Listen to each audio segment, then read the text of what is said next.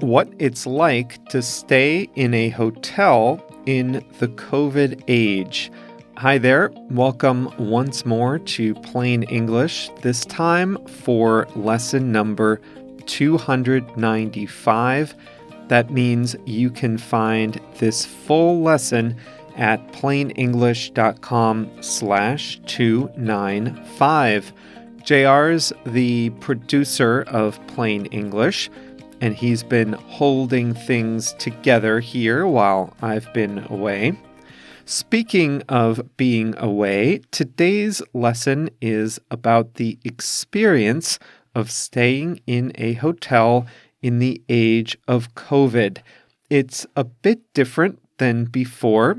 Since I just spent some nights in hotels, I wanted to share some of the differences with you in today's lesson.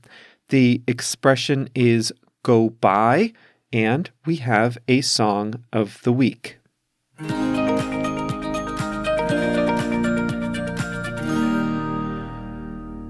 The hospitality industry is starting to open for business once again, but the experience of staying in a hotel, at least in the United States, is not exactly the same as it was pre-pandemic.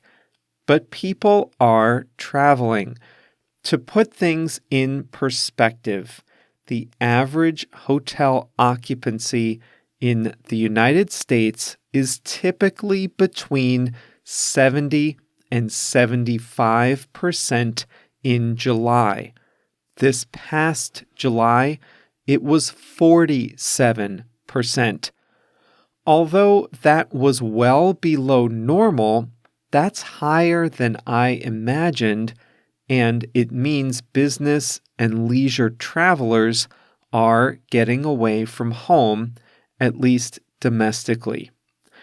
I was one of the people staying in a hotel for leisure travel in late August and early September.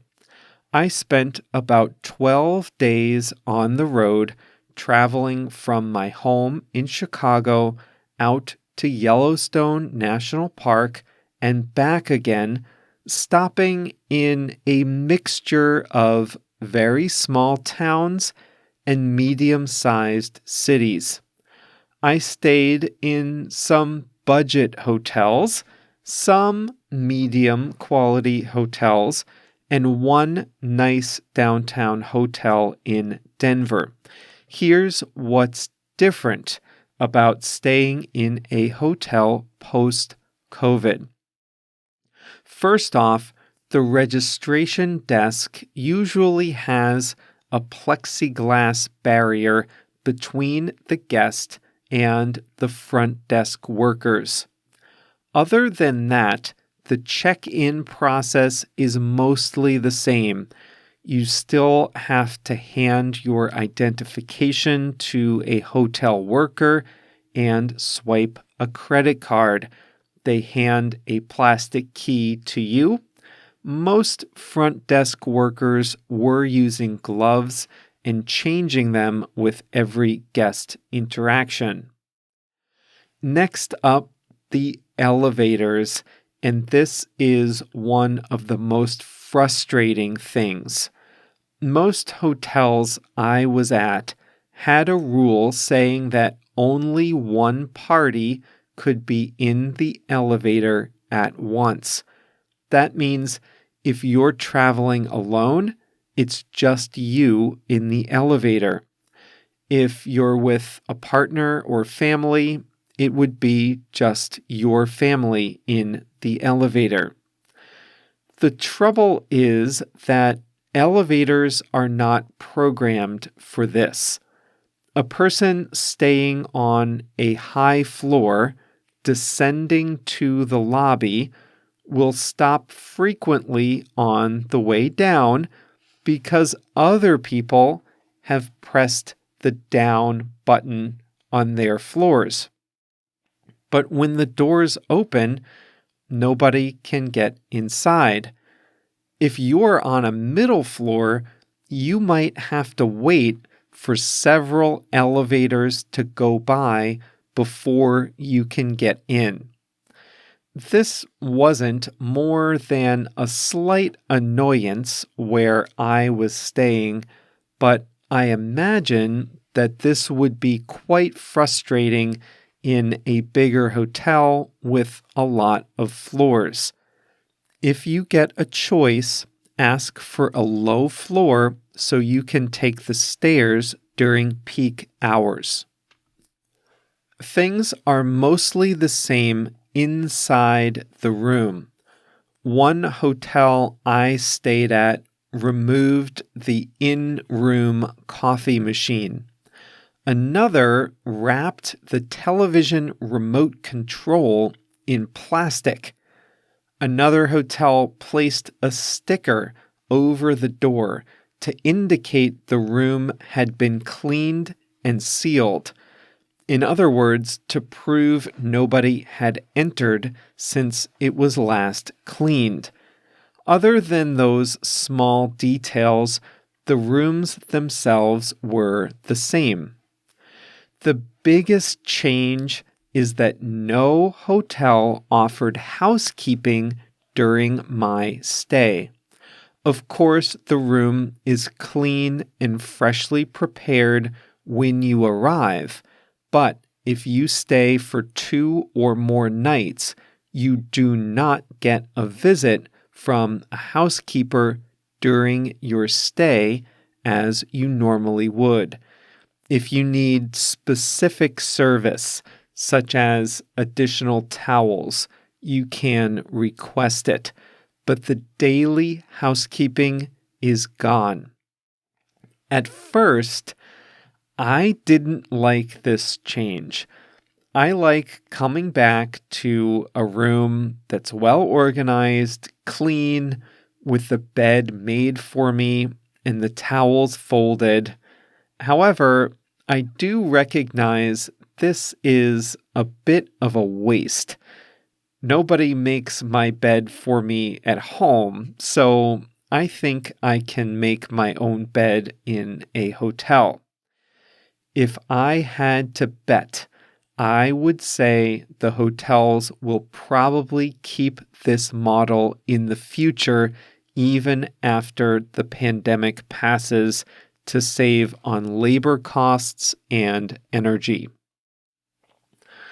Breakfast is often included in some lower-priced hotels in the US. I stayed in a few budget hotels when I was just outside Yellowstone. Very basic, budget-friendly hotels. In normal times, they offer a limited breakfast buffet of cereal, bread, fruit, and such. In these hotels, they instead offered bagged breakfasts with pre-packaged muffins and fruit cups. This was a disappointment. It was worse than the normal breakfast that these cheaper hotels offer. In the medium quality hotels I stayed in, they offered a hot breakfast buffet as usual, but they had attendants serving the food.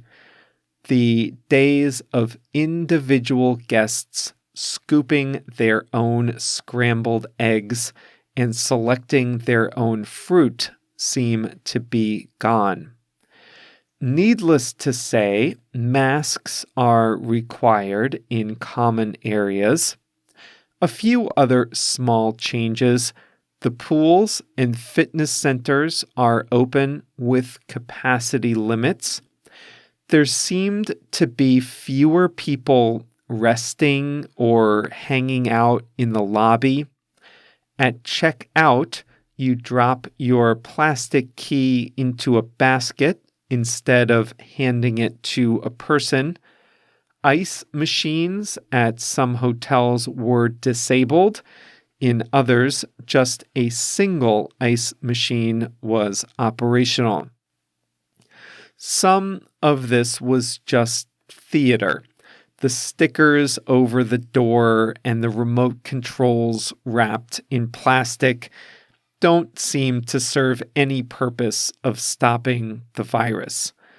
Others, such as limits on elevator rides, will probably be temporary. But as I mentioned, I do think hotels will take this opportunity to cut back on housekeeping during a stay, even after the pandemic passes.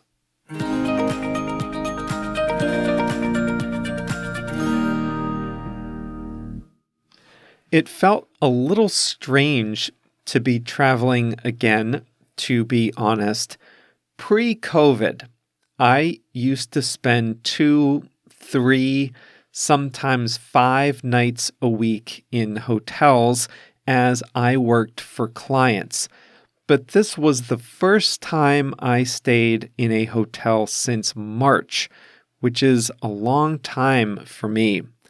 There was definitely a mix of people on vacation and others working. We still have to be careful about the virus, but it's good to see people out again going about their business carefully. Hey, if you have been to a hotel recently, make sure to tell me in our free Facebook group. Start a post and tell me about your experiences. If you're not yet in our Facebook group, you can always join by visiting plainenglish.com/Facebook.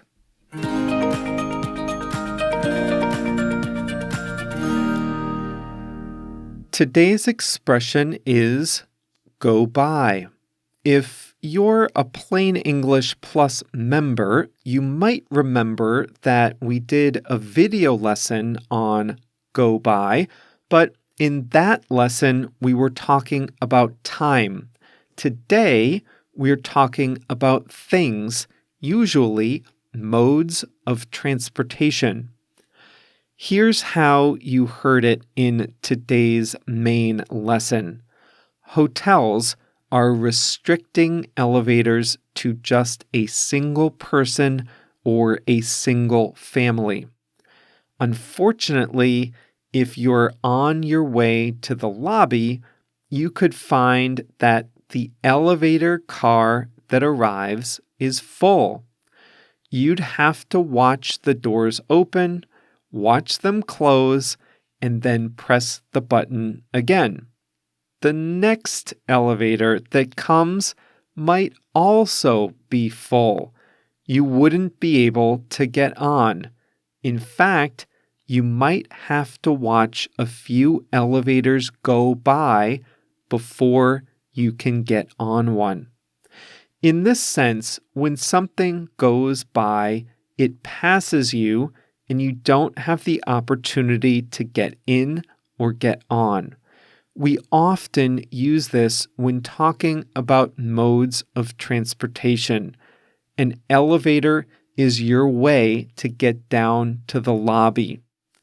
Even before COVID, I sometimes had to wait as several full elevator cars went by, but that was only during the busiest times in my office or the busiest times in a hotel.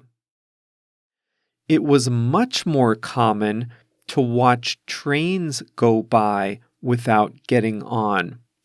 On certain transit lines in Chicago, the trains fill up before they get to downtown. The people who live closer to downtown sometimes have to watch 1, 2, or even 3 trains go by before they can get on. Sometimes a bus stop serves more than one route. For example, you might want to get on the Madison bus in downtown Chicago. But many bus stops on Madison Street also serve the Milwaukee Avenue bus, the Navy Pier bus, the Streeterville bus, and some others. So you might be waiting there on a freezing cold day, but you might have to watch 2 or 3 buses go by before you get on yours, because those other buses are not the right route. Picture a busy road near your house. You might say, a lot of cars go by here every day. Just like the elevator and just like the packed trains, you're not getting in those cars. They are passing without letting you on. A lot of cars go by here every day. In the state of Illinois, we have toll roads, and on the toll roads, the state maintains rest areas. There's an old style of rest area, which is a building over the top of the highway. It serves traffic in both directions, and the building itself is almost like a bridge over the highway. And the best feature of these rest stops is that you can sit on a chair in front of these huge windows and watch the traffic go by on the interstate highway below. When I was a kid in New Jersey, I used to love watching the trains go by at the train station. I loved trains when I was a kid. I could sit there and watch them go by every day. You can also use it for events. For example, a parade can pass by or go by your house. A road race or bike race can go by, things like that.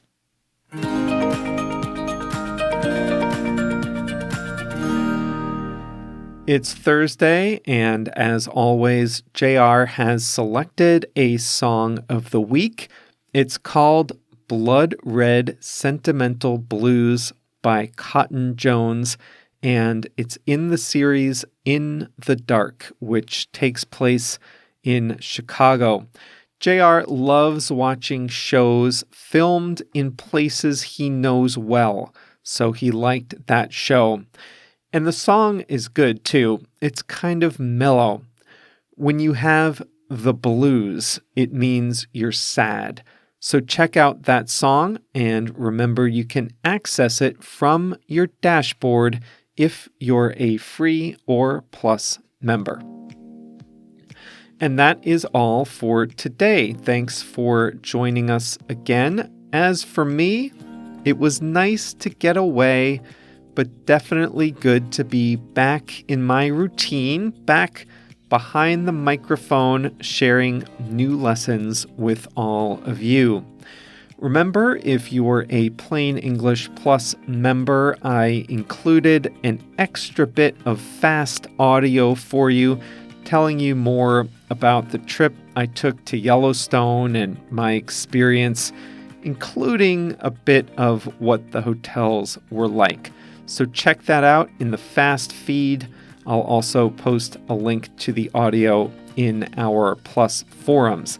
Now, if you're not yet a member of Plain English Plus, you can always join by visiting plainenglish.com/plus, Plus, and right away you can start enjoying all the additional features, including the video lessons, the fast version of the audio, bonus courses, translations, and more. That's plainenglish.com/plus, Plus.